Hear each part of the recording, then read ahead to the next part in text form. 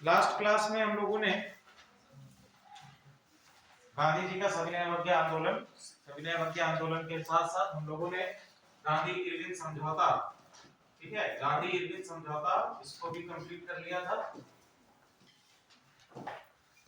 Gandhi Irwin समझौता, साथ ही साथ जो आंदोलनकारी या हम लोग कह सकते हैं कि साम्यवादी जो हमारा आंदोलन है उसको भी कवर कर लिया था कि साम्यवादी क्रांतिकारी या साम्यवादी जो आपकी विचारधारा है किस तरह से हमारे भारतीय राष्ट्रीय या कह सकते हैं कि हमारा जो राष्ट्रीय स्वतंत्रता आंदोलन है इसने साम्यवादी विचारधारा ने किस प्रकार से इसको प्रभावित किया उसके विषय में हम लोग पढ़ चुके थे। ठीक है, गांधी इरविन समझौते को भी पढ़ चुके थे। गांधी इरविन समझौता कब हुआ है भैया? कब हुआ है? ठीक है, गांधी इरविन समझौता हुआ है 1931 में। ठीक है, 1931 में गांधी इरविन समझौता हुआ है। सरोजिनी नायडू ने इसको क्या कहा है? सरोजिनी नायडू के द्वारा इस समझौते को कहा गया है दो महात्माओं का मिलन कहा गया है। क्लियर है यहां तक? ठीक है, यहां से और सारी चीजें हम लोगों ने पूना पैक्ट को फिर पढ़ा, गोलमेज सम्मेलन को पढ़ा। गोलमेज सम्मेलन का क्या उद्देश्य था बताइए? गोलमेज सम्मेलन की अगर हम बात करें या प्रथम गोलमेज सम्मेलन की बात करें तो उसका क्या उद्देश्य था? बेसिकली हम लोग अगर उद्देश्य देखें तो उसका उद्देश्य था जो हमारी ब्रिटिशर्स की एक नीति आपने पढ़ी है, फूट डालो राज्य करो की नीति। ठीक है, फूट डालो राज करो की नीति जो हम लोगों ने पढ़ी है, इसी के अंतर्गत राज करो की नीति, इसी के अंतर्गत हमने देखा कि सबसे पहले इस नीति को कब लाया गया? 1909 के एक्ट में। 1909 के एक्ट में प्रावधान क्या किया गया? 1909 के एक्ट में प्रावधान किया गया पृथक निर्वाचक मंडल का। ठीक है, किसका प्रावधान किया गया? पृथक निर्वाचक मंडल का प्रावधान किया गया। इसके बाद इसको और आगे बढ़ाते हुए 1919 के एक्ट में इसको अन्य कम्युनिटीज को भी बढ़ाया गया। ठीक है, यही चीज हमारी यहाँ पर भी चल रही है। 1931 में जो हमारा गोलमेज सम्मेलन है उसके अंतर्गत बात किसकी करी गई? दलितों। ठीक है, दलितों तथा अल्पसंख्यकों को इनको भी क्या दिया जाना चाहिए? पृथक निर्वाचक मंडल दिया जाना चाहिए, पृथक निर्वाचन मंडल प्रदान किया जाना चाहिए, जिसमें से हमने ये देखा कि 7 कहां पर? महाराष्ट्र में 7 ऐसे स्थानों पर जहां पर मराठों और साथ ही साथ दलितों को क्या दिया गया? पृथक निर्वाचक मंडल दिया गया। और दलितों के लिए जो इसकी सीमा थी वो कितनी रखी गई? 20 वर्षों के लिए। ठीक है, 20 वर्षों के लिए ये प्रदान किया गया। ठीक है, ये सारी चीजें हम लोग पढ़ी थी। क्लियर? इसके बाद हम लोगों के सामने आता है क्या? पूना पैक्ट। ठीक है, पूना पैक्ट किसके किसके मध्य है? ठीक है, गांधी जी के मध्य, गांधी जी और साथ ही साथ डॉक्टर बी आर अंबेडकर के मध्य है। ठीक है, डॉक्टर बी आर अंबेडकर के मध्य ये पूना पैक्ट हमको देखने को मिलेगा। ठीक है, तो जब ये आपका चीज आती है इसके बाद गांधी जी 26 सितंबर 1932 26 सितंबर 1932 26 सितंबर 1932 से लेकर 26 दिसंबर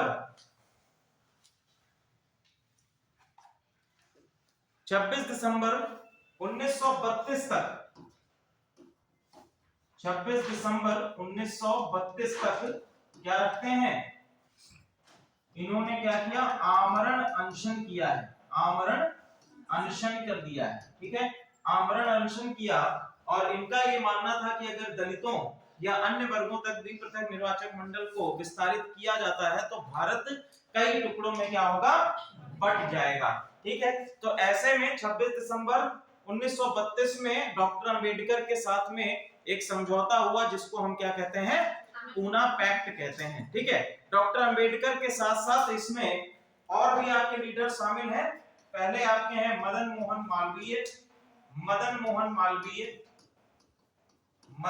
मालवीय और दूसरे लीडर हैं आपके एमसी MC रजा, ठीक है, ये दोनों लीडर्स भी इसमें सम्मिलित हैं। 26 सितंबर से लेकर 26 दिसंबर तक क्या है, गांधी जी का आमरण अनशन है, भूख हड़ताल पर गांधी जी रहे। और जब तक उन्होंने कहा कि जब तक डॉक्टर B.R. अम्बेडकर मेरी इस प्रार्थना को स्वीकार नहीं लेते तब तक हम आमरण अनशन पर ही रहेंगे, ठीक है। अब यहाँ पर इस पूना पैक्ट के अंतर्गत क्या निकल के आया, पूना पैक्ट के अंतर्गत सबसे पहला कार्य जो किया गया वो था कि जो दलितों को पृथक निर्वाचन मंडल मिलना था वो उसको क्या कर दिया गया, समाप्त कर दिया गया, ठीक है। पृथक निर्वाचन मंडल की समाप्ति सबसे पहला इसमें निकल के आया उद्देश्य। नेक्स्ट लिखिए, नेक्स्ट लिखिए, दूसरा चीज जो यहां पर निकल के आई है वो आपकी है प्रांतीय विधान परिषदों में, प्रांतीय विधान मंडल में या प्रांतीय विधान परिषद में आरक्षण प्रदान किया गया, ठीक है। प्रांतीय विधान परिषदों में क्या प्रदान कर दिया गया, आरक्षण प्रदान कर दिया गया। अगर क्वेश्चन बनेगा प्रांतीय में है, इसके साथ साथ केंद्रीय में भी होगा, तो केंद्रीय विधान परिषद में, केंद्रीय विधान परिषद में जो आरक्षण प्रदान किया गया है, टोटल आपका कितना आरक्षण प्रदान किया गया, 18% का आरक्षण प्रदान किया गया केंद्रीय विधान परिषद की सीटों में, ठीक है। 18% का आरक्षण प्रदान किया गया, ठीक है। पूना पैक्ट के अंतर्गत अन्य लिखिए, सार्वजनिक सेवाओं एवं स्थानीय संस्थाओं में, सार्वजनिक सेवाओं एवं स्थानीय संस्थाओं में शैक्षिक योग्यता, शैक्षिक योग्यता के आधार पर प्रतिनिधित्व,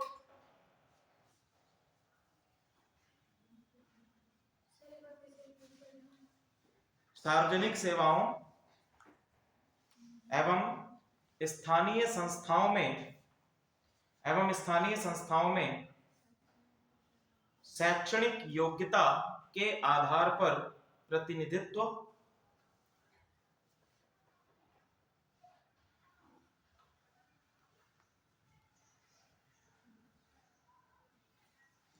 ठीक है।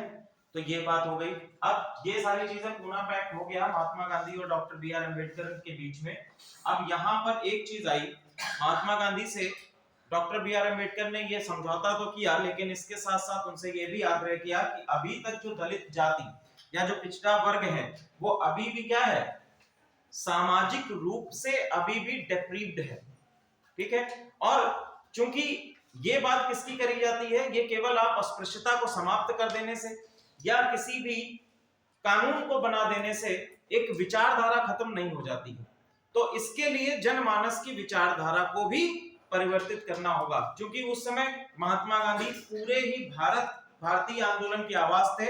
तो जैसे ही ये जेल से छूटते हैं, इन्होंने सबसे पहला कार्य क्या किया, सबसे पहला कार्य इन्होंने किया 7 नवंबर 1933 में हरिजन संघ, पहला काम क्या किया, हरिजन संघ की स्थापना, हरिजन संघ की स्थापना। और इसी वर्ष इन्होंने वर्धा से, वर्धा कहां पर है, महाराष्ट्र में है, ठीक है, महाराष्ट्र का एक शहर है वर्धा, और वर्धा को गांधी जी का, वर्धा और गांधी जी और डॉक्टर B.R. अम्बेडकर दोनों की कर्म भूमि भी माना जाता है, ठीक है। गांधी जी की कर्म भूमि चंपारण या बिहार भी माना जाता है, और साथ ही साथ वर्धा को भी गांधी जी की कर्म भूमि माना जाता है, ठीक है। Doctor B.R. अम्बेडकर, वर्धा जो है नागपुर से 80 किलोमीटर पर स्थापित है, ठीक है।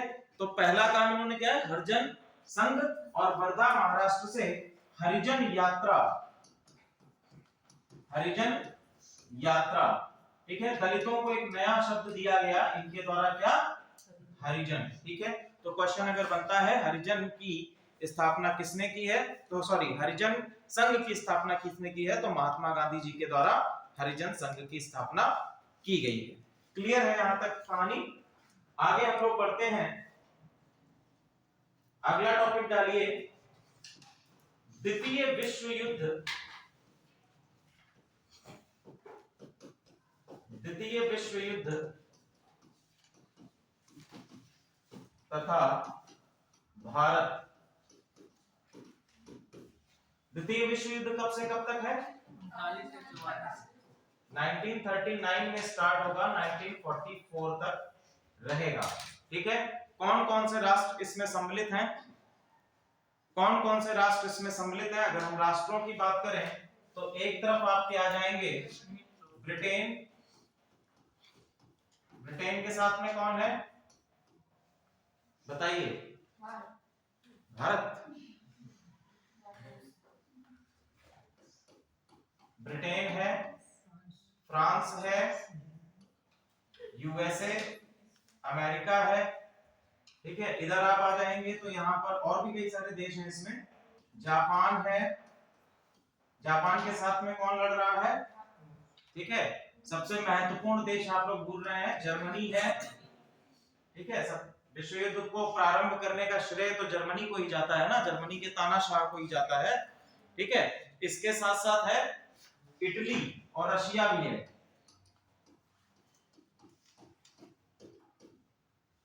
रशिया को इसमें सम्मिलित नहीं करेंगे, बात हम लोग केवल इतनी कर रहे हैं, रशिया को भी नहीं डालते हैं। ये सभी नेशंस कैसे हैं? डेमोक्रेटिक नेशंस हैं, लोकतांत्रिक। और ये सभी नेशंस किस प्रकार के आपको मिलेंगे? इन सभी नेशंस में क्या था? तानाशाही है, डिक्टेटरशिप। ठीक है, जापान में भी, जर्मनी में भी और इटली में भी यहाँ पर क्या था? तानाशाही है या डिक्टेटरशिप है। ठीक है, अब यहां तक सारी चीजें बिल्कुल सही चल रही थी। जैसे ही आपका इससे पहले एक अधिवेशन भी लिख लीजिए, 1938 1938 का हरिपुरा अधिवेशन, 1938 का हरिपुरा अधिवेशन। अध्यक्ष इसके कौन है? अध्यक्ष इसके हैं सुभाष चंद्र बोस। अध्यक्ष हैं सुभाष चंद्र बोस। ठीक है, और इसके बाद 1939 में एक और अधिवेशन होता है। कहां का अधिवेशन है ये? 1939 का। 1939 का है त्रिपुरा अधिवेशन। त्रिपुरा अधिवेशन का अध्यक्ष कौन है? त्रिपुरा अधिवेशन का अध्यक्ष कौन है? ठीक है, त्रिपुरा अधिवेशन के अध्यक्ष फिर से कौन है? सुभाष चंद्र बोस को बनाया जाता है। ठीक है, सुभाष चंद्र बोस ही त्रिपुरा अधिवेशन के अध्यक्ष भी रहेंगे। क्लियर है यहाँ तक? चलिए अब हम लोग वापस आ जाते हैं प्रथम द्वितीय विश्व युद्ध पर। अब ये दो अधिवेशन आपके इंपॉर्टेंट हैं। दो अधिवेशन में बेसिकली मांग किसकी की जा रही है? यहाँ पर मांग की जा रही है भारतीय नागरिकों के अधिकारों और डोमिनियन स्टेटस का जो बात है, क्योंकि सुभाष चंद्र बोस जो हैं इन दोनों ही अधिवेशन में भारत की पूर्ण स्वतंत्रता के विषय में बात कर रहे थे। अभी जो बात चल रही थी कि डोमिनियन स्टेटस मिल जाए या हमें हमारा स्वराज प्राप्त हो जाए, इन सभी चीजों के बारे में बात नहीं चल रही है। ठीक है, अब यहाँ पर देखो विश्व युद्ध के जैसे ही प्रारंभ होता है, यहाँ पर यहाँ ब्रिटेन के प्रधानमंत्री कौन है? कौन? नहीं, यहाँ पर है लिनलिथिगो। ठीक है, लिनलिथिगो, सॉरी ये प्रधानमंत्री नहीं है, लिनलिथिगो यहाँ पर वायसराय है। क्या? त्रिपुरी, त्रिपुरी, त्रिपुरी, त्रिपुरा है, त्रिपुरी नहीं। सीतारमन पट्टा, सीताबी पट्टारमैया। ठीक है, सीताबी पट्टारमैया वो भी इसमें शामिल है, उनका नाम भी लिख लीजिए, सीताबी पट्टारमैया।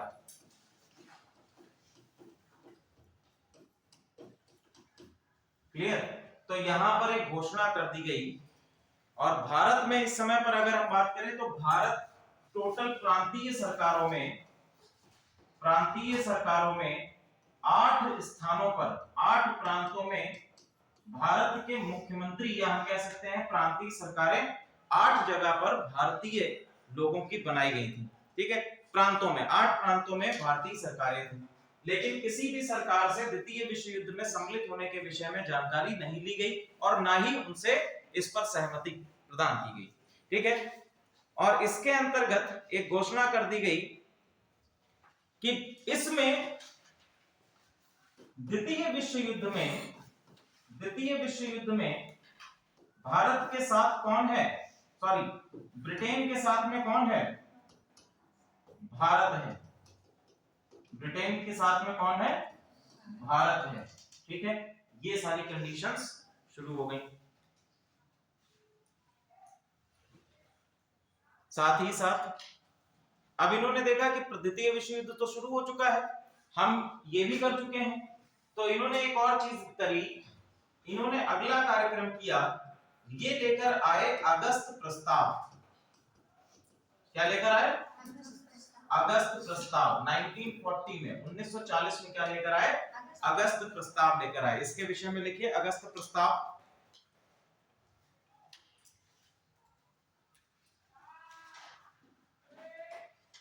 मार्च 1940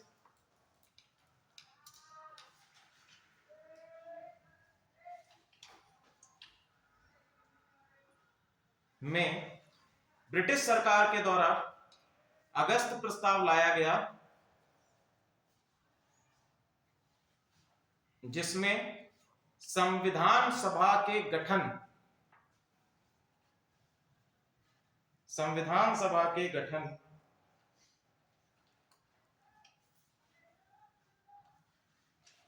का आश्वासन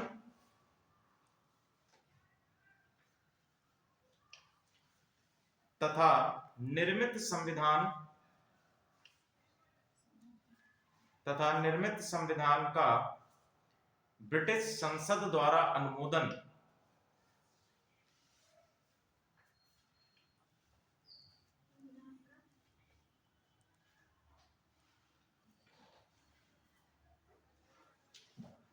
ठीक है।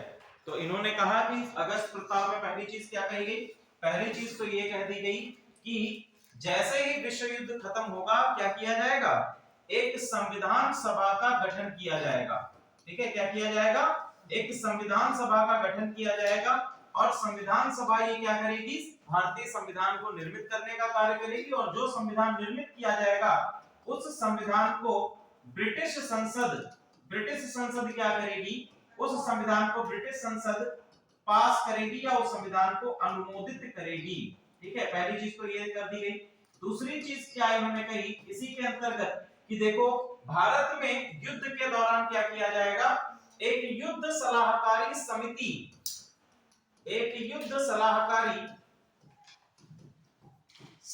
का गठन भी किया जाएगा। युद्ध सलाहकारी समिति का गठन भी किया जाएगा। ये इन्होंने दूसरा पॉइंट रखा आपके अगस्त प्रस्ताव के अंतर्गत। अगला लिखिए,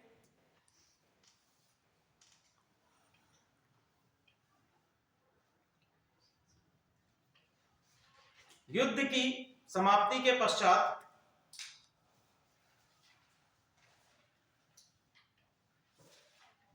भारत को डोमिनियन स्टेटस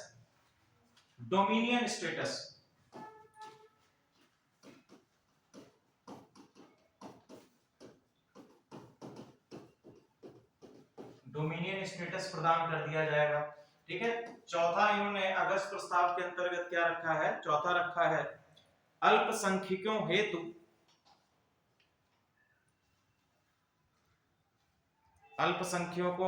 हेतु यह आश्वासन दिया गया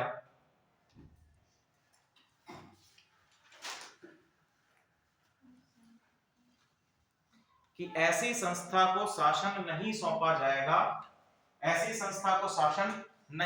जाएगा जिसका जनमत संग्रह न हो या जिसके विरुद्ध जनमत होगा।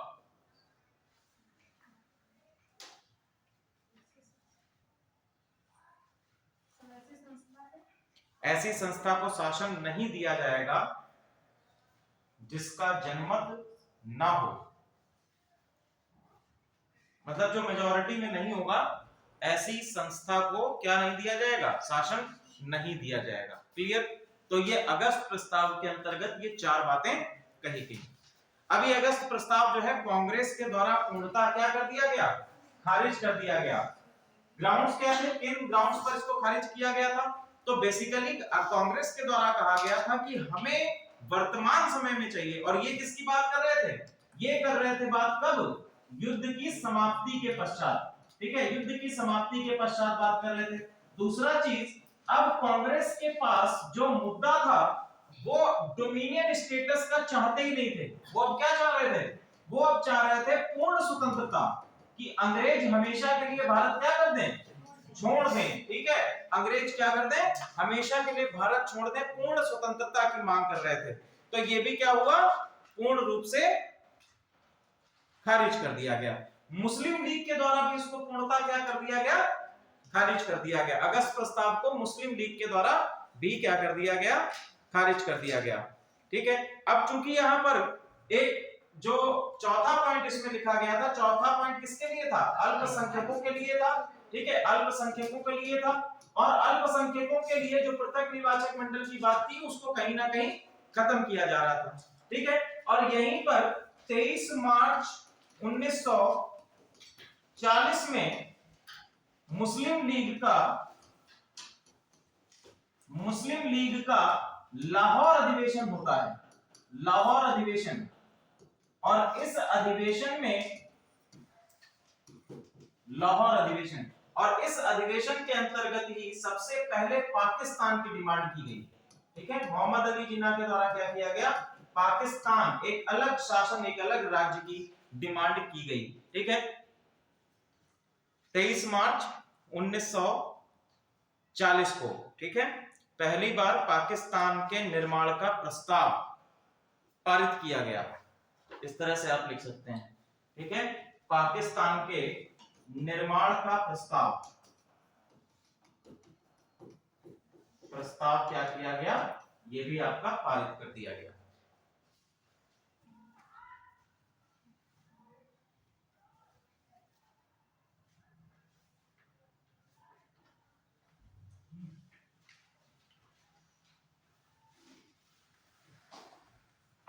नेक्स्ट लिखिए, व्यक्तिगत सत्याग्रह या दिल्ली चलो आंदोलन। व्यक्तिगत सत्याग्रह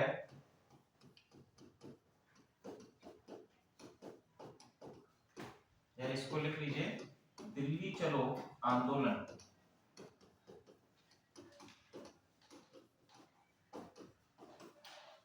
ठीक है, तो गांधी जी ने जो सबसे पहले से शुरुआत से ही, गांधी जी 1915 में आए, फिर 16, 17, 18 यहां पर इन्होंने क्या किया, 17 और 18 में अपने आंदोलनों को सत्याग्रह के माध्यम से चलाया। ठीक है, लेकिन ये जो सत्याग्रह इनके शुरुआत में चलाए गए, हम लोगों ने देखा 1917 में क्या चला, चंपारण।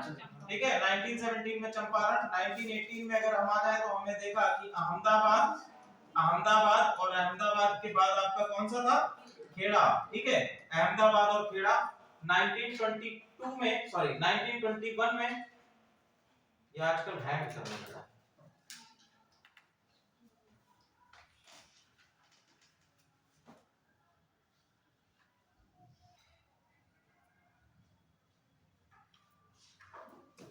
नाइनटीन 1921 में हमने देखा असहयोग आंदोलन।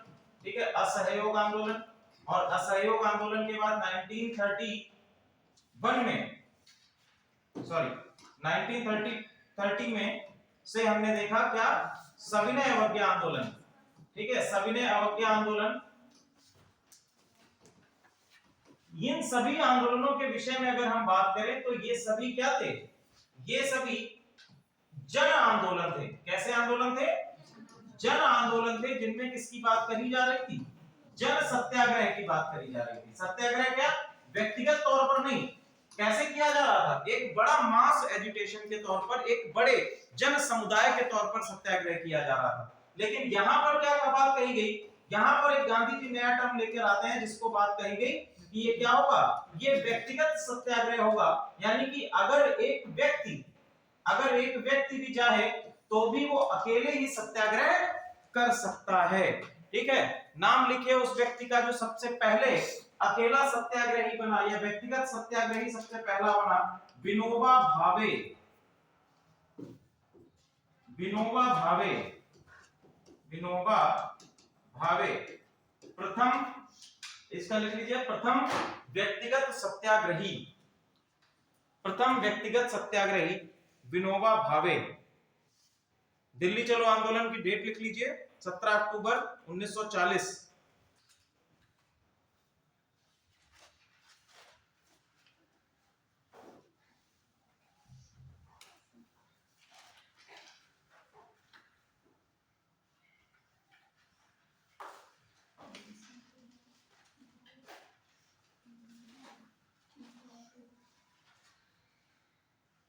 क्लियर है? चलिए, अब गांधी जी लगातार कांग्रेस से डिमांड कर रहे थे भारत छोड़ो आंदोलन को चलाने की। ठीक है, लगातार क्या कर रहे थे? भारत छोड़ो आंदोलन को चलाने की डिमांड कर रहे थे, लेकिन कई बार कांग्रेस क्या कर चुकी थी? उनकी इन डिमांड को ठुकरा चुकी थी। तो गांधी जी ने कहा कि गांधी जी का बहुत अच्छा स्टेटमेंट यहां पर आता है कि मैं भारत की रेत से, हाँ, एक मुट्ठी रेत से कांग्रेस से भी बड़ा आंदोलन खड़ा कर सकता हूं। ठीक है, इसके बाद एक और आपका इंपॉर्टेंट टॉपिक रह गया है, तो आप ये हो गया। इसके बाद लिख लीजिए क्रिप्स मिशन, इसको भी लिख लो। फिर हम लोग डायरेक्ट आते हैं भारत छोड़ो आंदोलन पे। क्रिप्स मिशन भी लिख लो।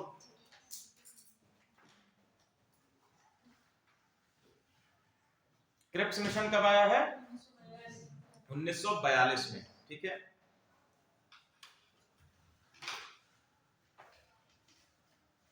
इसमें लिखिए डोमिनियन स्टेटस के साथ, पहला जो इसके प्रावधान है, मार्च स्टैफर्ड क्रिप्स के सदस्यता में ये आया है, इनका भी नाम लिख लीजिएगा, मार्च 1942। ठीक है, अध्यक्षता कौन ले रहा है? Stafford Cripps. क्लियर है? पहला प्रावधान इसमें क्या है? फिर वही बात करी गई, डोमिनियन स्टेटस रहेगा, डोमिनियन स्टेटस रहेगा, लेकिन इसके साथ में एक टर्म जोड़ दिया गया, डोमिनियन स्टेटस के साथ साथ अब हम क्या करेंगे? भारतीय संघ। डोमिनियन स्टेटस तो रहेगा ही रहेगा, लेकिन अब क्या होगा? डोमिनियन स्टेटस के साथ साथ भारतीय संघ की स्थापना की जाएगी। ठीक है, भारतीय संघ की स्थापना की जाएगी, और ये भारतीय संघ जो होगा वो ब्रिटिश राष्ट्रमंडल का सदस्य रहेगा। ठीक है, क्या रहेगा? सदस्य रहेगा। अच्छा, राष्ट्रमंडल क्या है? कॉमनवेल्थ। कौन से राष्ट्र इसमें सम्मिलित होते हैं? कॉमनवेल्थ गेम्स भी होते हैं। राष्ट्रमंडल, कॉमनवेल्थ या राष्ट्रमंडल में वे राष्ट्र हैं जो किसी ना किसी समय में ब्रिटिश सरकार की या ब्रिटेन की कॉलोनी रहे हों। ठीक है, ऐसे राष्ट्र जिन पर ब्रिटेन का उपनिवेश रहा हो उनको क्या कहते हैं? कॉमनवेल्थ कहते हैं। ठीक है, हालांकि ये स्वेच्छा से पर निर्भर करता है कि आप कोई भी राष्ट्र कॉमनवेल्थ का सदस्य बना रहना चाहता है अथवा नहीं बना रहना चाहता है। वर्तमान समय में भारत राष्ट्रमंडल का सदस्य है। ठीक है, लेकिन अगर भारत चाहे तो राष्ट्रमंडल की सदस्यता क्या कर सकता है? बाहर हो सकता है उससे। ठीक है, और राष्ट्रमंडल खेलों में भी क्या करता है? भारत पार्टिसिपेट करता है, शामिल होता है। ठीक है, नेक्स्ट अगला लिखिए, देसी रियासतों को संविधान बनाने का अधिकार। अगला पॉइंट लिखो, देसी रियासतों को संविधान बनाने का अधिकार, ये भी दे दिया गया।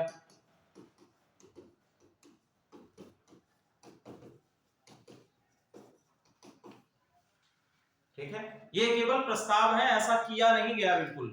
ठीक है, क्रिप्स मिशन जो आया, तो क्रिप्स मिशन का बेसिकली कार्य ये था कि भारत में एक संवैधानिक सभा या संवैधानिक ढांचे को अभिभूत करना और उसको आगे ले जाना। ठीक है, तो बेसिकली अंग्रेज क्या कर रहे हैं? हम आपको आजादी तो दे देंगे, लेकिन आजादी मिलते मिलते भी 1947 तक का टाइम आ जाएगा। ठीक है, तो यहां पर देखो, देसी रियासतों को संविधान बनाने का अधिकार दे दिया गया। अगर हर एक रियासत का, भारत के ही अंदर मान लीजिए कोई एक देश है, भारत के मान लीजिए अंदर ही कोई राज्य है और उस राज्य का अपना संविधान हो, तो ऐसी स्थिति में केंद्र सरकार क्या पूर्णतः उस पर प्रतिबंध, या हम कह सकते हैं केंद्र सरकार पूर्णतः उस पर प्रभावी होगी?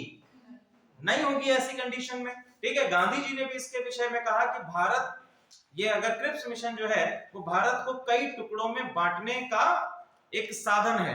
ठीक है, अंग्रेज जो हैं वो भारत को कई सारे टुकड़ों में बांटने का प्रयास कर रहे हैं और क्रिप्स मिशन उसी का एक अंग है। क्लियर?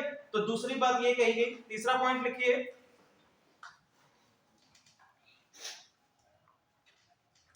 भारतीयों को सरकार में प्रतिनिधित्व दिया जाएगा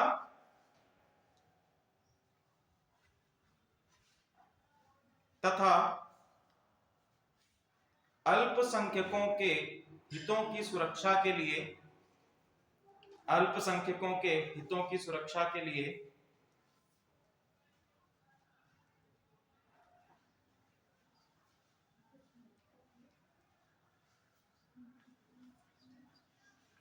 ब्रिटिश सरकार और संविधान सभा के बीच समझौता किया जाएगा। ब्रिटिश सरकार तथा संविधान सभा के बीच समझौता किया जाएगा।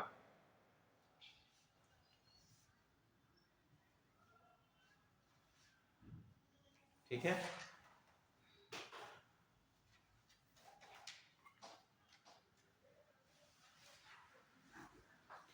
तो यहां पर हम लोग देखेंगे कि क्रिप्स मिशन को भी कांग्रेस के द्वारा क्या कर दिया जाएगा, खारिज कर दिया जाएगा। बात वही है कि पहला कि पूर्ण स्वराज या पूर्ण स्वतंत्रता की बात नहीं कही गई, यहाँ पर अभी भी किसकी बात की जा रही है, डोमिनियन स्टेटस देने की बात की जा रही है। दूसरा चीज हमने क्या देखा कि देशी रियासतों को क्या कर दिया गया है, संविधान बनाने का अधिकार प्रदान कर दिया है। ऐसी स्थिति में भारत जो है वो अखंड ना होकर कई सारे खंडों में बट जाएगा। ठीक है, तो कांग्रेस के द्वारा दो आपके आधार हो गए। गांधी जी ने इस क्रिप्स मिशन को क्या कहा है, गांधी जी ने इस क्रिप्स मिशन को कहा है पोस्ट डेटेड चेक। ठीक है, क्या कहा है, पोस्ट डेटेड चेक, यानी कि जो बात अगस्त प्रस्ताव के अंतर्गत कही गई थी वही बातें कहीं ना कहीं आपके इसमें भी कही गई हैं। ठीक है, तो पोस्ट डेटेड चेक इन्होंने कहा है इसको कि ये ऐसा चेक है जिसकी डेट क्या हो चुकी है, निकल चुकी है। क्लियर। अब इसके बाद अगला टॉपिक डालिए भारत छोड़ो आंदोलन। ठीक है, भारत छोड़ो आंदोलन 1942। भारत छोड़ो आंदोलन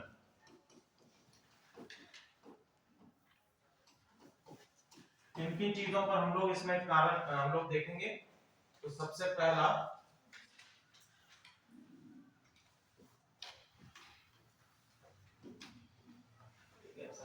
हम लोग देखेंगे कि भारत छोड़ो आंदोलन के कारण क्या थे, किन कारणों से इस आंदोलन को गांधी जी ने शुरुआत की, पहला कारण क्या है।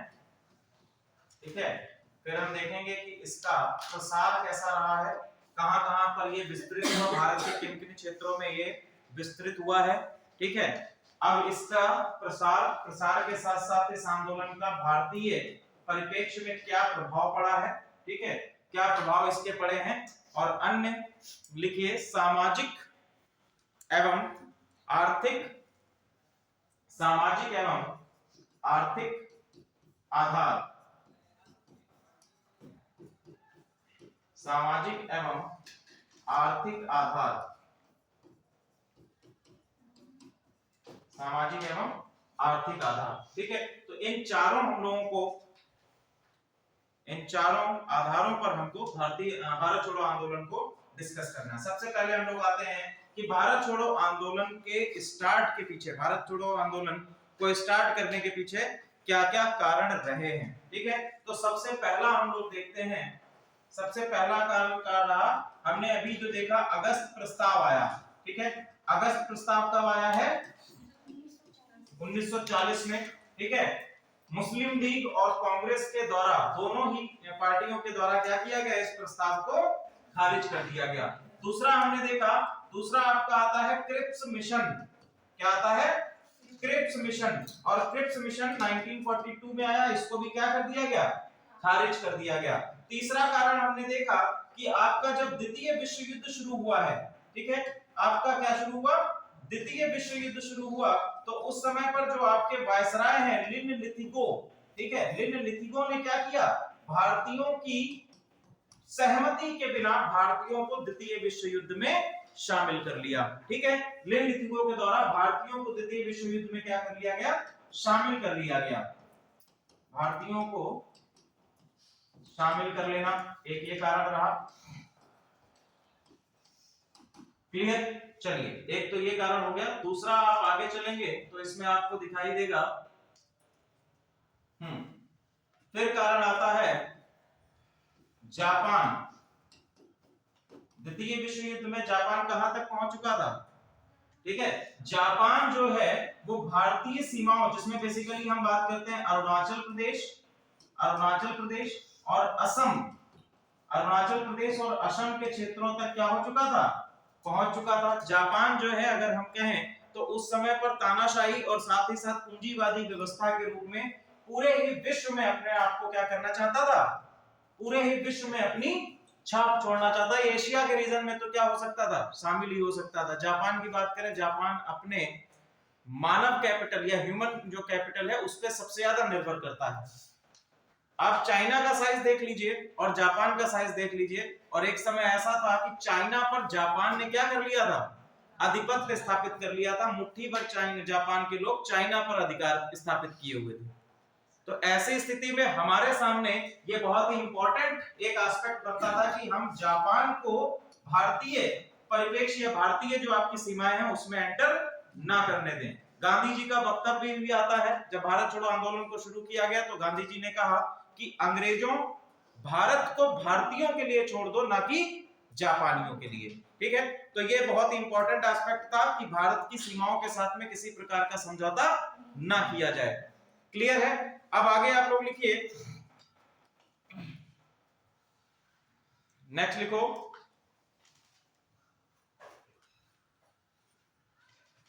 (1942) 1942 में, सॉरी 8 अगस्त 1942 में गांधी जी के द्वारा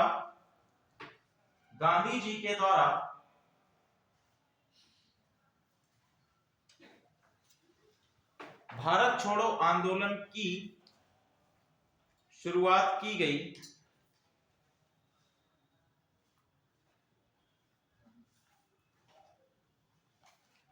भारत छोड़ो आंदोलन की शुरुआत की गई, कहां से की गई है?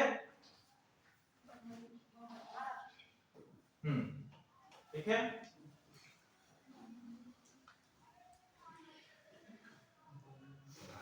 ग्वालियर टैंक मैदान।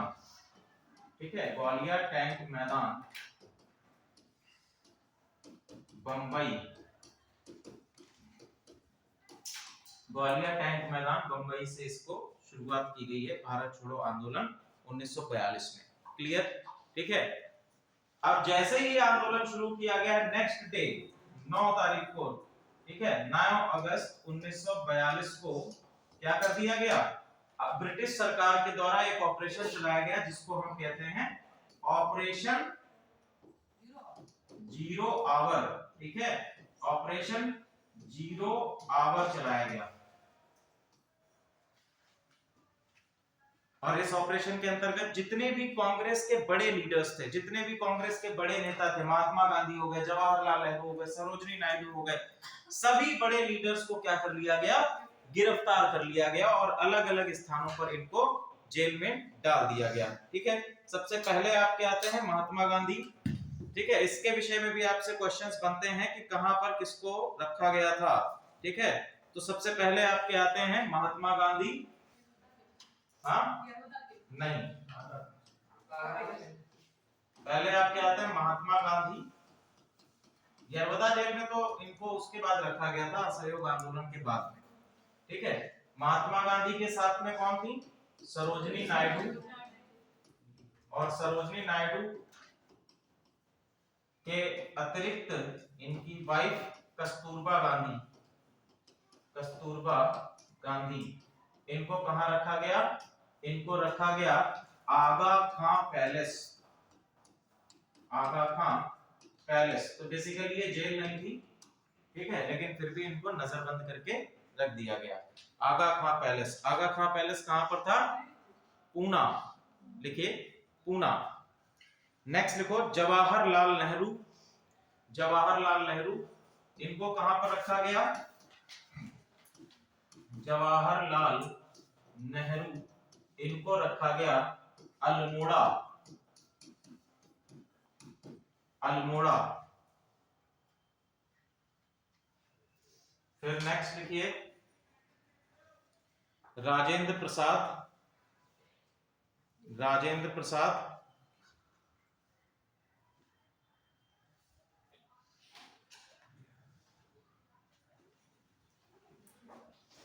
Bankipur jail, Bankipur, Bankipur jail Patna.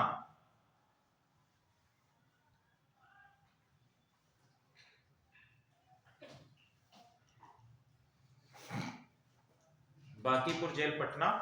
और चौथा लिखिए अबुल कलाम आजाद, अबुल कलाम आजाद बांकुड़ा जेल,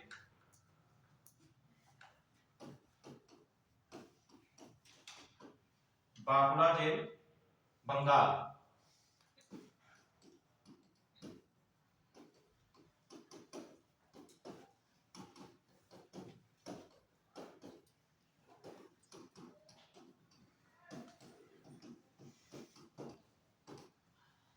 इनको रखा गया था बांकीपुर पटना। पटना या पाटलिपुत्र का संस्थापक शासक कौन है?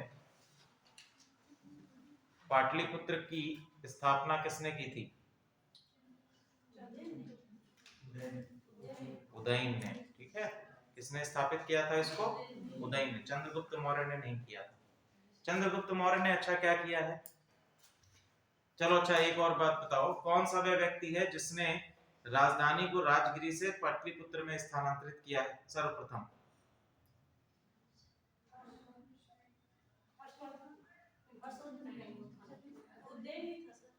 उदयन ही है। जब उसने कुसुमपुर, पहले इसका नाम क्या था? कुसुमपुर। ठीक है, कुसुमपुर स्थापित किया और अपनी राजधानी कुसुमपुर स्थापित करी, उसी को पाटलिपुत्र नाम दिया। तो जब उसने स्थापित किया है तो राजधानी भी तो वही स्थापित करेगा, मतलब स्थानांतरित करेगा। एक ही क्वेश्चन में दो बार आप लोग फंस जाते हो। चलो आगे हम लोग बढ़ते हैं। लिखिए, अब इसी समय में कई सारे स्थानों पर कुछ समानांतर सरकारें भी स्थापित की गई, उनको भी आप लोग लिख लीजिए। एक तरफ आप लोग लिख लीजिएगा प्रांत, ऊपर टॉपिक डाल लीजिएगा समानांतर सरकारें।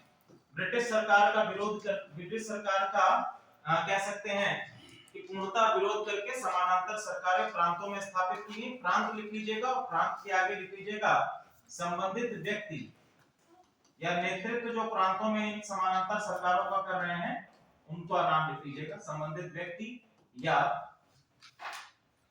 नेतृत्वकर्ता। सबसे पहले लिखिए एक तरफ बलिया, बलिया पहला लिख लीजिए बलिया। बलिया में कौन नेतृत्व कर रहा था समानांतर सरकार का? चित्तू पांडे। ठीक है, नाम लिखिए चित्तू पांडे।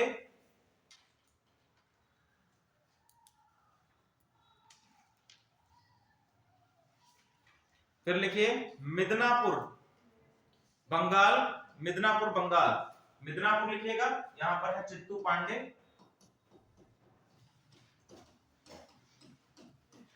यहां पर है मिदनापुर बंगाल।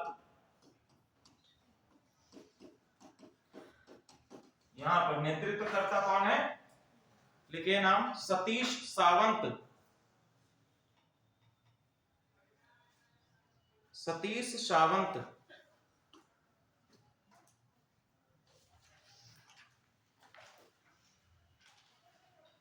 नेक्स्ट सतारा महाराष्ट्र, सतारा महाराष्ट्र। नाना पाटिल,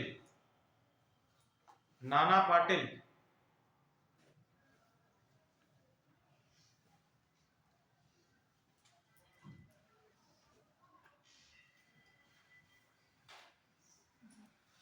लिखिए उत्तरी बिहार, उत्तरी बिहार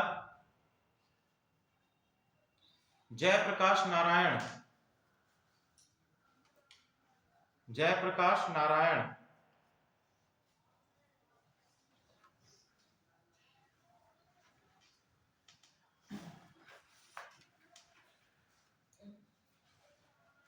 ठीक, अब लिखिए भारत छोड़ो आंदोलन का महत्व या भारत छोड़ो आंदोलन का प्रभाव, प्रभाव अथवा महत्व। ठीक है, तो बताओ भैया कि भारत छोड़ो आंदोलन का सबसे प्रभावी या सबसे अधिक महत्व क्या है?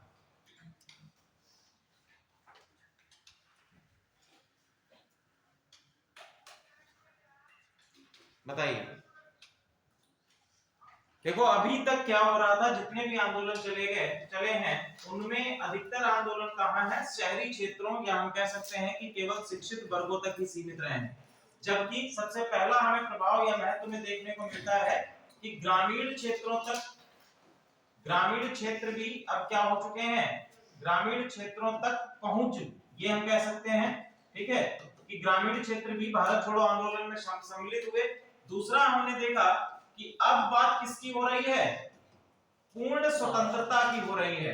काहे की हो रही है, पूर्ण स्वतंत्रता की बात हो रही है। अभी तक जो हम लोग मांग कर रहे थे डोमिनियन स्टेटस की या स्वराज की बात कर रहे थे, औपनिवेशिक शासन की बात कर रहे थे, वो सारी चीजें अब यहाँ पर क्या हो चुकी, खत्म हो चुकी हैं। अब इसमें बात किसकी की गई, पूर्ण स्वतंत्रता की बात की गई।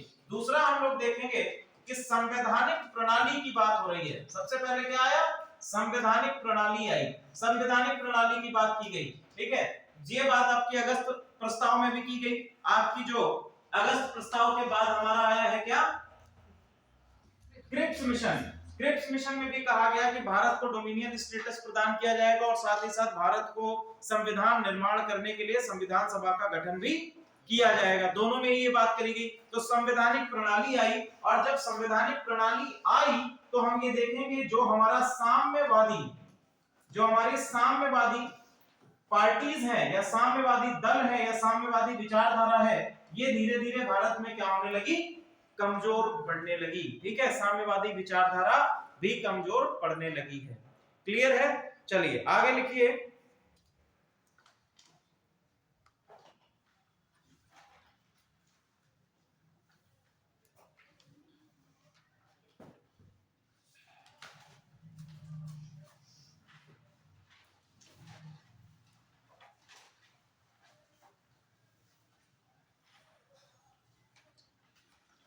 देखिए भारत छोड़ो आंदोलन, भारत छोड़ो आंदोलन गांधीवादी आंदोलन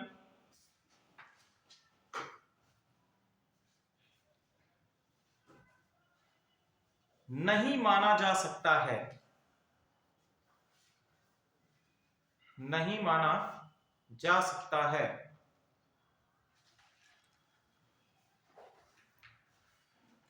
विवेचना कीजिए। हाँ, ये क्वेश्चन टाइप में है कि भारत छोड़ो आंदोलन क्या एक गांधीवादी आंदोलन था अथवा नहीं था, गांधीवादी आंदोलन। तो बताइए आप लोग कि क्या हम लोग ये कह सकते हैं कि भारत छोड़ो आंदोलन एक गांधीवादी आंदोलन है। अभी तक हम लोग जिस तरह से इसको पढ़ते आए हैं उसके परिप्रेक्ष्य में आप लोग बताइए कि क्या ऐसा है। नहीं, क्यों है, क्यों नहीं है। इसकी जो सर पृष्ठभूमि थी वो गांधीवादी विचारधारा थी। जब वो गांधी जी आज जो नेता है गिरफ्तार कर लिए थे, वह आंदोलन जो कोई एक निश्चित कर रहे थे, उसके आधार पर मतलब ये पूरा पूर्ण रूप ले लिया गया। जी ठीक है, तो हम लोगों ने देखा कि जब भारत छोड़ो आंदोलन 8 अगस्त 1942 को शुरू हुआ, ठीक है, उसके ही अगले दिन क्या हो गया, उसके अगले दिन 9 अगस्त 1942 को क्या कर लिया गया, जितने भी लीडर्स हैं उन सभी को क्या कर लिया गया, गिरफ्तार करके जेलों में डाल दिया गया। अब हुआ क्या, गांधी जी विचारधारा तो वही देके गए थे, काहे की विचारधारा थी, सत्याग्रह की विचारधारा थी। ठीक है, लेकिन उन्होंने एक टर्म इसमें जोड़ दिया था जिसको कहा जाता है क्या, व्यक्तिगत सत्याग्रह। क्या कहा जाता है, व्यक्तिगत सत्याग्रह। अब ये बात आप समझिए कि अभी तक जितने भी आंदोलन हो रहे थे, चाहे वो हम लोग असहयोग आंदोलन की बात करें या शुरुआती चरण से स्वदेशी आंदोलन की बात करें या सविनय अवज्ञा की बात करें, इन सभी आंदोलनों में एक चीज हमको कॉमन दिखाई देती है कि वहां पर जो लीडरशिप है, जो नेतृत्व करता है, वो कहीं ना कहीं आपके बिग पिक्चर में कौन है, महात्मा गांधी है। ठीक है, और सभी आंदोलनों के साथ में केवल एक चीज होती है और वो चीज है आपकी क्या, हिंसा होने पर इन आंदोलनों को क्या कर दिया गया, खत्म कर दिया गया। हिंसा होने पर क्या किया गया, इन आंदोलनों को खत्म कर दिया गया। असहयोग आंदोलन की बात करें तो आपके चौरा चौरी कांड के बाद इसको खत्म कर दिया गया। अगर हम लोग सविनय अवज्ञा आंदोलन की बात करें तो गांधी जी ये जानते थे कि जो आपका एचआरए है, ठीक है, एचआरए और भगत सिंह है, सुभाष चंद्र सॉरी उस समय पर आपके चंद्रशेखर आजाद हैं, आपके लॉर्ड इरविन जो है, लॉर्ड इरविन एक बार टहलने घूमने के लिए जा रहे थे, उनका एक पूरा जत्था जो है जा रहा था और चंद्रशेखर आजाद ने लॉर्ड इरविन के इस पूरे जत्थे पर बमबारी करने का प्लान बनाया। दूसरा चीज क्या हुई, दूसरी चीज हम लोग देखी, जितने भी साम्यवादी नेता थे ये किसमें विश्वास रखते थे, साम्यवादी नेतृत्वकर्ता जो थे वो सभी हिंसक गतिविधियों में क्या रखते थे, विश्वास रखते थे। अब गांधी जी ऐसी स्थिति में भारत देश के भविष्य को शायद ऐसा ना चाहते हो कि भारत हिंसात्मक गतिविधियों के साथ साथ आजादी को हासिल करे। तो ऐसी स्थिति में क्या हुआ, अब बात इन्होंने करी व्यक्तिगत सत्याग्रह की, और व्यक्तिगत सत्याग्रह किस पर आधारित होगा, अहिंसा पर आधारित होगा, ये भी इन्होंने कहा, ठीक है। उसमें आप सत्याग्रह को शामिल करेंगे ही, ठीक है, सत्याग्रह शामिल करेंगे ही, लेकिन जब 1942 में ये नेतृत्व विहीन पूरी तरह से भारत छोड़ो आंदोलन हुआ तो सबसे पहली चीज क्या हुई, हिंसक गतिविधियां स्टार्ट हो गई। सबसे पहला क्या हुआ, हिंसक गतिविधियां स्टार्ट हो गई। लेकिन गांधी जी अब इस आंदोलन को वापस नहीं लिया। पहले आंदोलनों में हम क्या देख रहे थे, गांधी जी जैसे ही कुछ हिंसक गतिविधियां होती थी गांधी जी क्या करते थे, हिंसक होने पर उसको क्या कर लेते थे, वापस ले लेते थे। लेकिन यहाँ पर भारत छोड़ो आंदोलन को वापस नहीं लिया। इस बेसिस पर भी हम कह सकते हैं कि गांधी जी का नेतृत्व नहीं था तो गांधी जी या गांधीवादी आंदोलन हम इसको नहीं कह सकते हैं।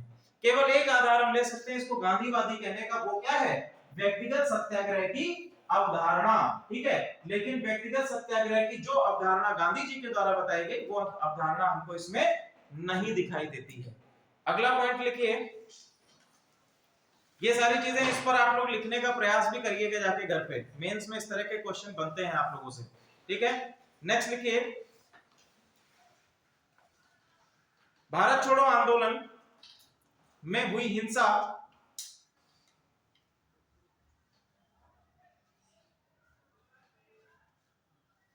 के लिए गांधी जी ने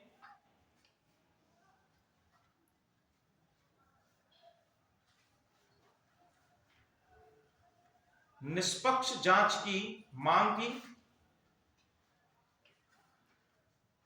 तथा फरवरी 1993 में 21 दिन का उपवास भी रखा, या हम कह सकते हैं भूख हड़ताल, 21 दिन की भूख हड़ताल पर चले गए। फरवरी 1993 सॉरी 1943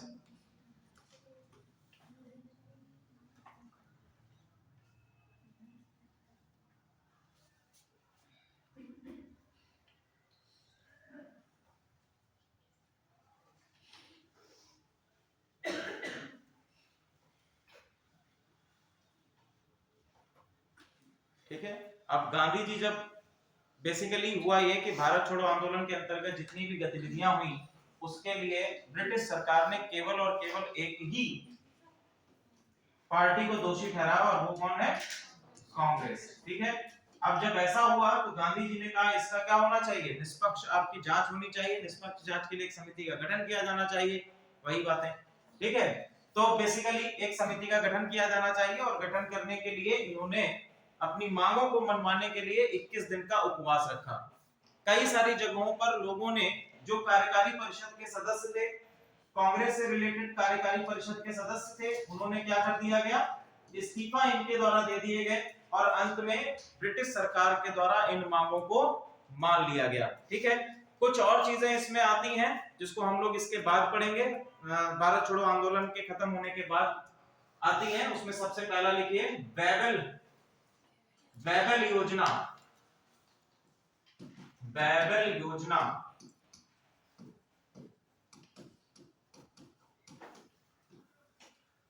बैबल योजना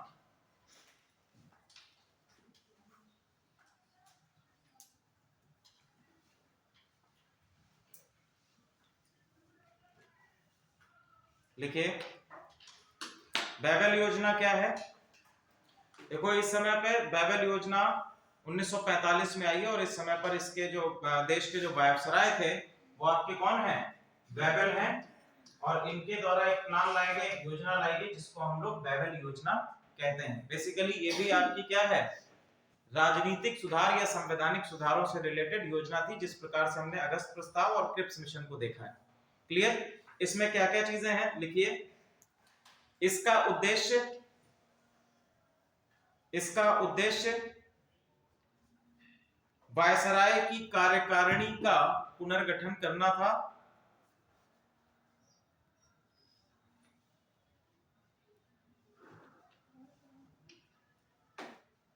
वायसराय की कार्यकारिणी का पुनर्गठन। गवर्नर जनरल, अगला पॉइंट, गवर्नर जनरल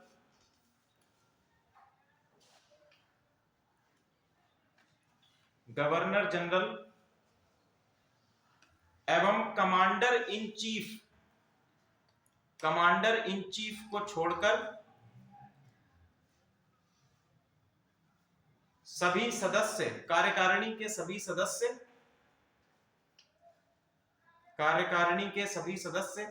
भारतीय होंगे। कार्यकारिणी के सभी सदस्य भारतीय होंगे।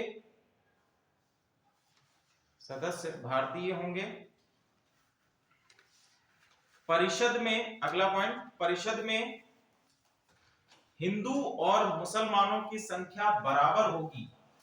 परिषद में हिंदू और मुसलमानों की संख्या बराबर होगी।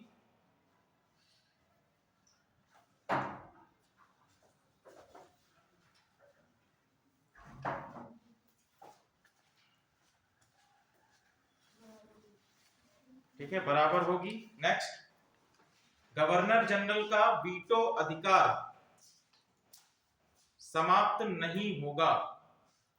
वीटो अधिकार समाप्त नहीं होगा, किंतु वह इसका उपयोग नहीं करेगा। ये कौन सी बात है कि तर्कश में तीर है लेकिन चला नहीं सकते। ठीक है, वीटो अधिकार समाप्त नहीं होगा लेकिन वह इसका प्रयोग नहीं करेगा।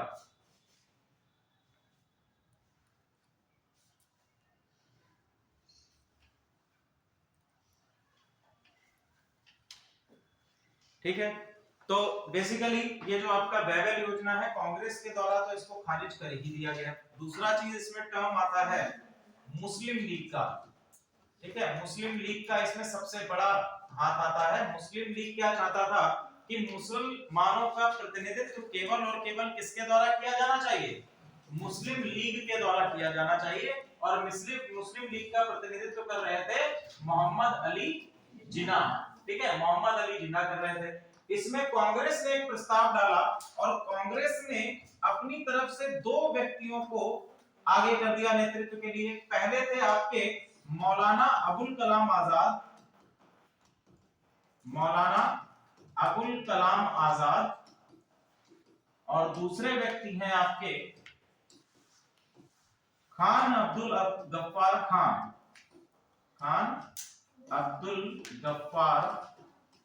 खान। ठीक है, तो इनको आगे कर दिया।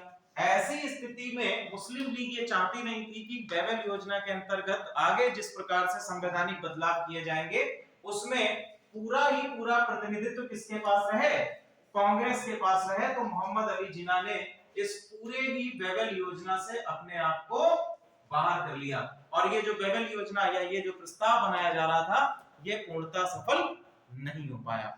ठीक है, तो ये आपका एक कारण आता है इसके सफल ना हो पाने का। ठीक है, क्या कारण है, बैबल योजना मुस्लिम लीग चाहती थी कि पूरा जो प्रतिनिधित्व है वो मुस्लिम लीग के पास रहे, लेकिन यहाँ पर 2 जो आपके लोग हैं, जो आपके सदस्य हैं, नेतृत्व करता है, उनका नाम कांग्रेस ने आगे किया, मौलाना अबुल कलाम आजाद और खान अब्दुल गफ्फार खान का। ठीक है, आगे लिखिए। अगला आपका है, अगला टॉपिक डालिए, आजाद हिंद फौज। आजाद हिंद फौज।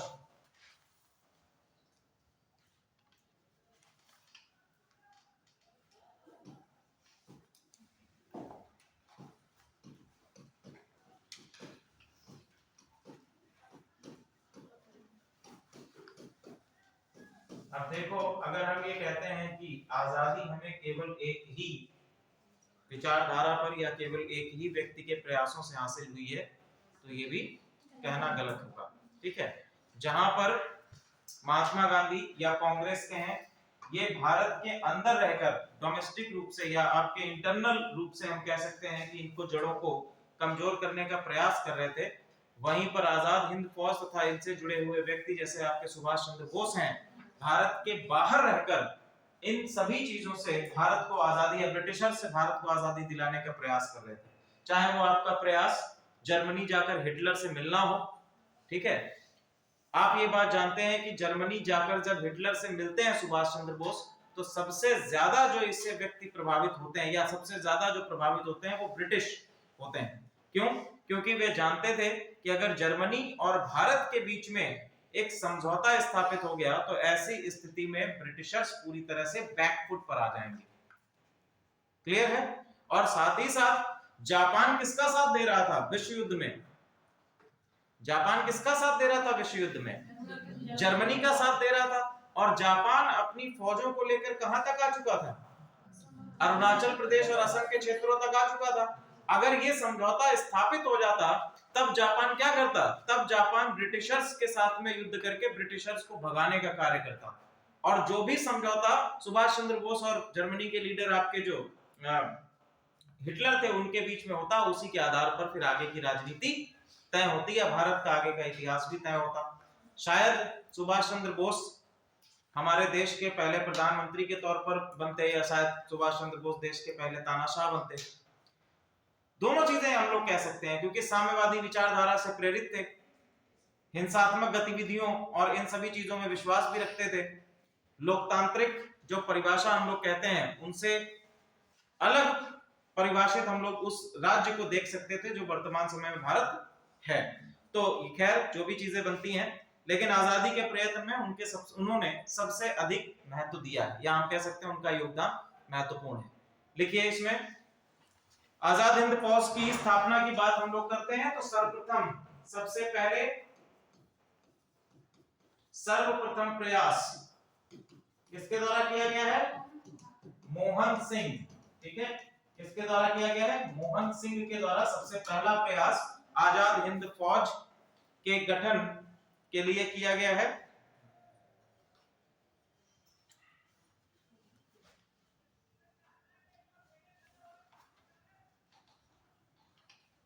लिखिए, 1 सितंबर 1942 को मोहन सिंह के द्वारा आजाद हिंद फौज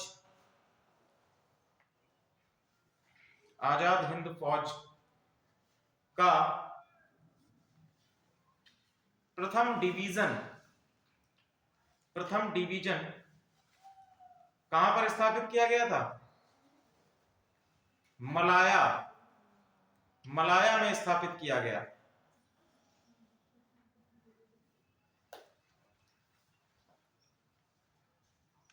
ठीक है, तो आजाद मोहन सिंह के द्वारा कहां पर? 1 सितंबर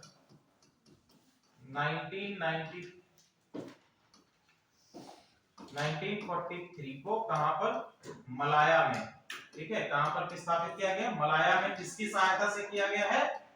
जापानियों की सहायता से किया गया। ठीक है,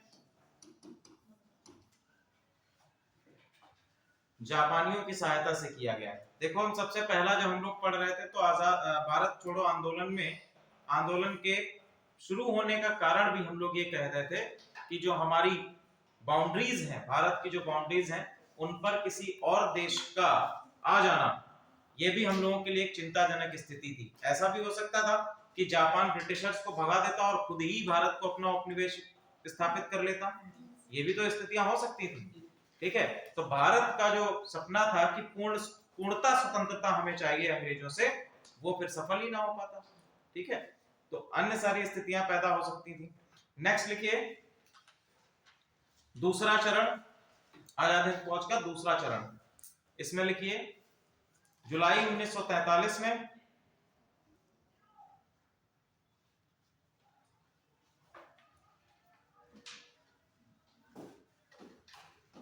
दूसरा चरण, ठीक है। तो यहाँ पर क्या होता है, दूसरे चरण में हम देखते हैं जुलाई 1943, यहाँ पर हमारे ये 1942 है, 1943 में सुभाष चंद्र बोस, क्या नारा दिया था इस समय इन्होंने, दिल्ली चलो, वेरी गुड, ठीक है। सुभाष चंद्र बोस ने नारा दिया दिल्ली चलो। कहां पर ये नारा दिया गया है, ठीक है, सिंगापुर में, क्लियर है, सिंगापुर में, सिंगापुर में नारा इन्होंने दिया दिल्ली चलो, ठीक है। इसी समय पे एक और व्यक्ति इनसे जुड़ते हैं, कौन, रास बिहारी बोस, ठीक है, रास बिहारी बोस भी इनके साथ में जुड़ते हैं।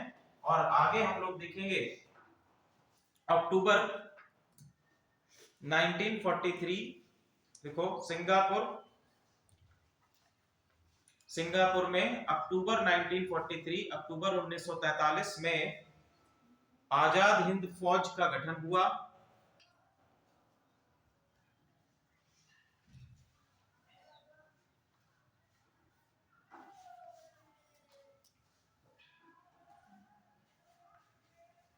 और इसका मुख्यालय कहां पर था, रंगून, सिंगापुर के साथ साथ रंगून, इसका मुख्यालय रंगून में भी था।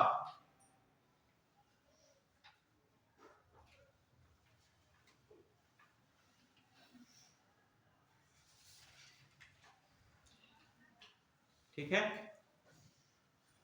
तो यहां पर हम लोग आजाद हिंद फौज की बात करते हैं। इनकी एक रेजिमेंट जो है सबसे इंपॉर्टेंट है, कौन सी, इन्होंने एक रेजिमेंट बनाई थी, रानी झांसी रेजिमेंट, रानी झांसी रेजिमेंट। और ये रेजिमेंट किसके लिए थी, केवल और केवल किसके लिए है, महिलाओं के लिए, ठीक है। महिलाओं की रेजिमेंट आपकी आजाद हिंद फौज के अंतर्गत आती है, जिसको हम लोग क्या कहते हैं, रानी झांसी रेजिमेंट। बाकी फैक्चुअल इंफॉर्मेशन आपको पता ही है, ठीक है। तुम मुझे खून दो, मैं तुम्हें आजादी दूंगा, ये कथन किसका है, सुभाष चंद्र बोस का है, ठीक है। इसकी कविता भी आप लोगों ने पढ़ी होगी, बहुत ही क्या, महात्मा गांधी ने करो या मरो बोला था, उसके अंतर्गत, भारत छोड़ो आंदोलन के अंतर्गत, ठीक है। अच्छा, करो या मरो, अभी रिलेटेड इससे एक बना है क्वेश्चन, या बन सकता है, ठीक है। करो या मरो, करो या मरो जो है ये नारा दिया गया था किसमें, आपके भारत छोड़ो आंदोलन, ठीक है, भारत छोड़ो आंदोलन में दिया गया था। अभी रिसेंटली भारत छोड़ो आंदोलन की जो वर्षगांठ मनाई गई 2022 में, इसमें एक स्लोगन दिया गया है। कौन सा स्लोगन दिया गया है, अगर क्वेश्चन आपसे पूछा जाए कि 2022 में भारत छोड़ो आंदोलन की वर्षगांठ पर प्रधानमंत्री मोदी जी के द्वारा कौन सा स्लोगन दिया गया है, ठीक है, तो क्या स्लोगन दिया गया है, करेंगे मरेंगे नहीं और करके रहेंगे, ठीक है। क्या कहा गया है, करेंगे और करके रहेंगे, ये जो है स्लोगन दिया गया है इसकी वर्षगांठ पर। हद है, करेंगे और मर जाएंगे। अगला लिखिए, लाल किला मुकदमा 1945,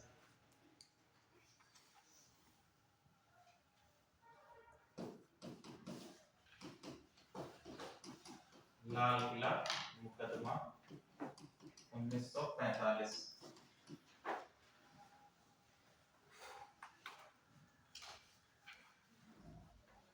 ठीक है, तो आजाद हिंद फौज के जो लीडर्स हैं, जो नेतृत्व करता है, इनको पकड़ा गया और इन पर जो मुकदमा चलाया गया उसको हम लोग कहते हैं लाल किला मुकदमा।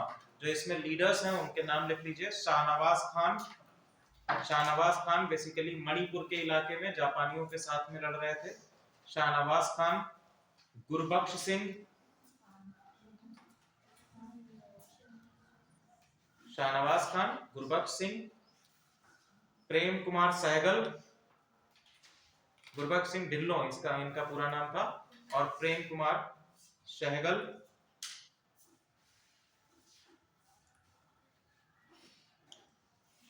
पर आजाद हिंद सहगल पर लाल किला मुकदमा चलाया गया।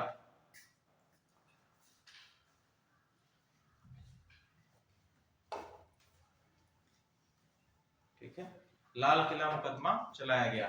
और जब ये मुकदमा चलाया गया तो कांग्रेस के द्वारा आजाद हिंद फौज बचाव समिति, आजाद हिंद फौज बचाव समिति का गठन किया गया इसी ईयर में 1945 में। ठीक है, और इसका नेतृत्व कर रहे थे भूला भाई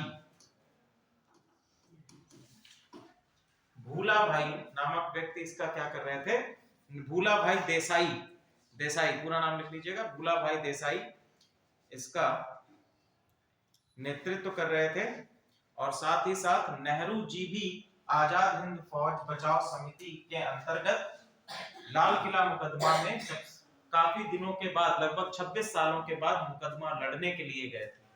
ठीक है, नेहरू जी ने भी क्या किया, इनके बचाव के लिए मुकदमा लड़ने के लिए बात करी।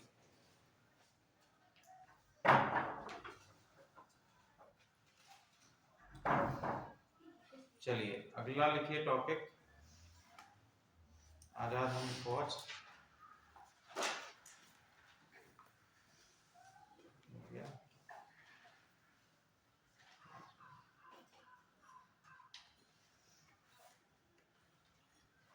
फिर लिखो कैबिनेट मिशन 1946,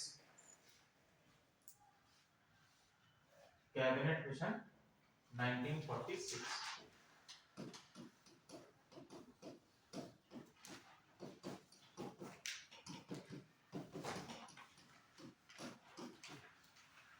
ठीक, अब कैबिनेट मिशन भी अगस्त प्रस्ताव, क्रिप्स मिशन, बेबल योजना, और फिर हमारा इनका उद्देश्य सेम है, भारत में राजनीतिक तथा संवैधानिक बदलाव करना। ठीक है, या भारत को जब हम लोग आजाद कर रहे हैं तो कैबिनेट मिशन अब तो बेसिकली इसलिए आया था कि भारत में आजादी के बाद किस तरह से संविधान का निर्माण किया जाएगा उसका हम लोग बात करते हैं। ठीक है, इसमें क्या क्या प्रावधान थे। इस समय तत्कालीन प्रधानमंत्री कौन है, एटली है। ठीक है, तत्कालीन प्रधानमंत्री ब्रिटेन में एटली है, प्रधानमंत्री आपके एटली हैं। इसमें प्रावधान लिख लीजिए,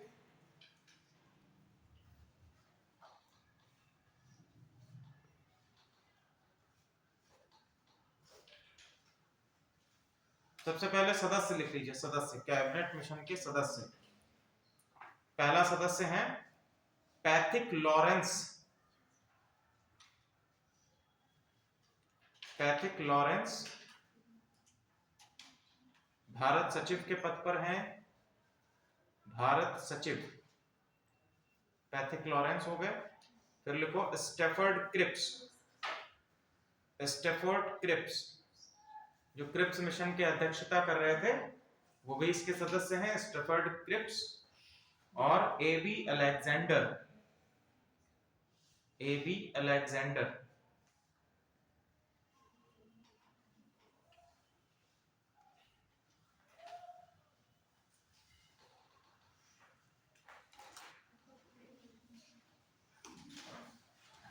ठीक है, तो सबसे पहला क्या काम इन्होंने किया, सबसे पहला प्रावधानों में, अब यहां पर किसी भी डोमिनियन स्टेटस की बात नहीं करी गई, यहां पर क्या बात करी गई, भारतीय संघ, इसकी भारतीय संघ की अब क्या बनाया जाएगा, एक भारतीय संघ बनाया जाएगा। और इस भारतीय संघ के पास पूर्णता क्या होगी, संप्रभुता होगी। ठीक है, भारतीय संघ होगा और इसके पास क्या होगी, संप्रभुता होगी। साथ ही साथ इस भारतीय संघ को प्रांतों में विभाजित किया जाएगा, जो हमारे राज्यों का आगे चल के हिस्सा बनते हैं।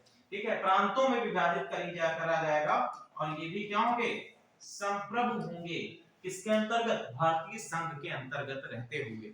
ठीक है, आगे हम लोग लिखें, अगला लिखे पाकिस्तान के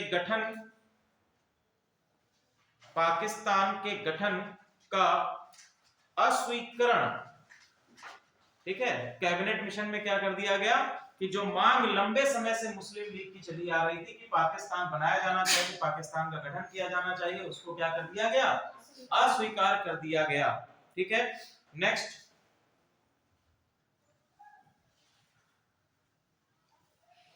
संपूर्ण भारतीय प्रांत को 3 भागों में विभाजित किया गया।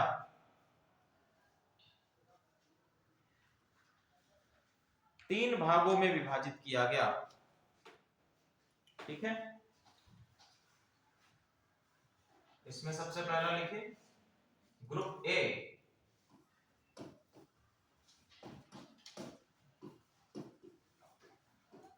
ग्रुप बी और ग्रुप सी। तो ये विभाजन बेसिकली किया गया था आपके धार्मिक आधार पर। इसमें लिखिए मद्रास, ग्रुप ए में लिखो बॉम्बे, मद्रास, बॉम्बे, मद्रास संयुक्त प्रांत,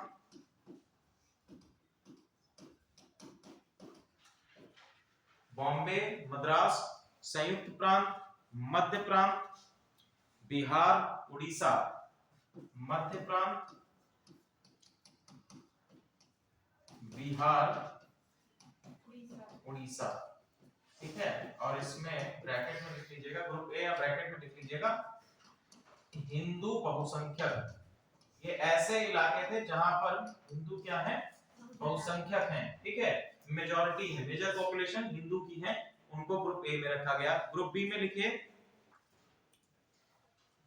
पंजाब, पंजाब उत्तर पश्चिमी सीमा प्रांत और सिंध, पंजाब हो गया आपका नॉर्थ वेस्टर्न फ्रंटियर प्रोविंस, और सिंध का जो क्षेत्र है ये आपके रखे गए किसमें, मुस्लिम बहुसंख्यक। और ग्रुप सी में लिख लीजिए बंगाल तथा असम, जहां पर पॉपुलेशन लगभग समान मात्रा में थी। पॉपुलेशन क्या थी, समान, या दोनों पॉपुलेशन हिंदू और मुस्लिम्स की पॉपुलेशन लगभग समान थी, ठीक है। इनको ग्रुप सी में रखा गया। अगला लिखिए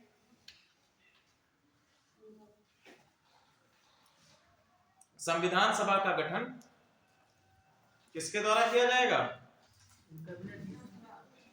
संविधान सभा का गठन भारतीयों द्वारा किया जाएगा, भारतीयों द्वारा किया जाएगा, तथा इनका निर्वाचन कौन करेगा, नहीं ये ग्रुप सी वाला तो ये हिस्सा हटा दो। यहाँ पर आपके वो हैं बंगाल और असम, बंगाल है और असम है, ठीक है। ये तो हो गया अलग, 3 भागों में बांट दिया।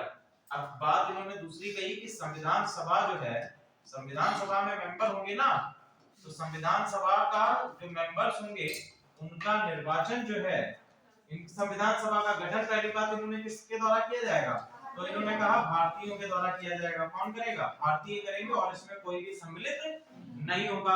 अब संविधान सभा के सदस्यों का निर्वाचन करने के लिए इन्होंने क्या कहा, निर्वाचन करने के लिए क्या कहा कि जो प्रांतीय विधान, प्रांतीय विधायिका के जो सदस्य होंगे, प्रांतीय विधायिका के सदस्य ही क्या करेंगे, संविधान सभा के सदस्यों का चयन करेंगे, संविधान सभा के सदस्यों का निर्वाचन करेंगे, ठीक है। क्या करेंगे, निर्वाचन करेंगे। यहां पर आप टर्म लिख दीजिएगा निर्वाचन, नहीं तो निर्वाचन प्रांतीय सभा, संविधान सभा के सदस्यों का भारतीय प्रांतीय विधायिका के सदस्य करेंगे।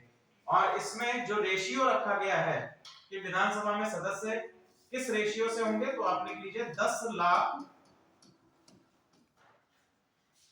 लाख पर एक व्यक्ति, ठीक है। 10 लाख जनसंख्या का प्रतिनिधित्व एक व्यक्ति के हिसाब से इसमें रखा गया।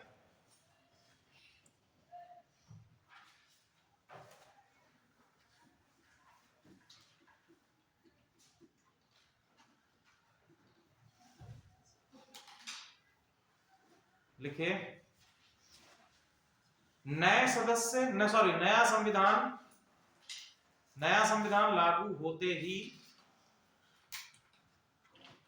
देसी रियासतें समाप्त हो जाएंगी, देसी रियासतें समाप्त हो जाएंगी तथा एक अंतरिम सरकार का गठन किया जाएगा, तथा एक अंतरिम सरकार का गठन किया जाएगा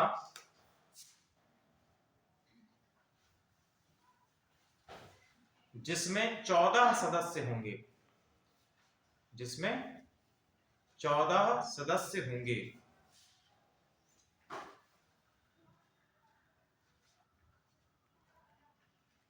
जिसमें 14 सदस्य होंगे। अब इन 14 सदस्यों की संख्या को भी क्या किया गया है, बांटा गया है, ताकि सभी संप्रदाय सभी समुदायों का क्या हो सके, रिप्रेजेंटेशन हो सके। इसमें लिखिए 6 है, 14 में से 6 होंगे किससे, हिंदू समुदाय से। 6 आपके किससे होंगे, हिंदू समुदाय से होंगे। फिर लिखिए, सॉरी हिंदू समुदाय से नहीं, इसको लिखो 6 आपके होंगे कांग्रेस, 6 कांग्रेस के सदस्य होंगे, 5 मुस्लिम लीग, 5 मुस्लिम लीग,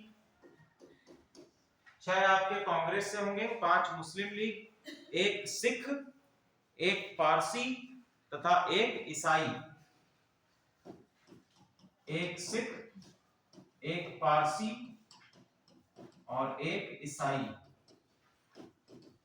ये सारी चीजें आप लोगों ने भारतीय संविधान का ऐतिहासिक पृष्ठभूमि जो है, historical background of Indian constitution, उसमें भी पढ़ा होगा, पढ़ा है ना। चलिए ठीक है। अब इसमें 2 चीजें और रह गई हैं, एक आपकी एटली की घोषणा रह गई है और एक अंतिम आपका रह गया है माउंटबेटन प्लान।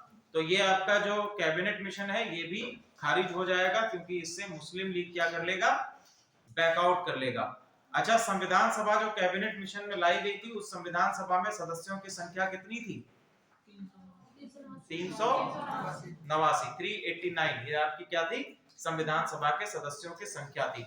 आजादी के बाद कितनी संख्या रह गई, 229 संख्या रह गई। ये बात बिल्कुल ध्यान रखिएगा, और इसका बाइफरकेशन भी हम लोग करेंगे। 2 आपके टॉपिक और बचे हैं इसमें, एक आपकी एटली की घोषणा बची है और अंत में आपका माउंटबेटन प्लान बचा है, जिसमें भारत को आजादी प्राप्त होगी। ठीक है, लगभग हमारा मॉडर्न इंडियन हिस्ट्री का कोर्स खत्म हो गया। नेक्स्ट क्लास में हम लोग, कल की क्लास में शुरुआत करेंगे मध्यकालीन भारत से। ठीक है, मध्यकालीन भारत से शुरुआत करेंगे, या आपका प्राचीन भारत में चलें।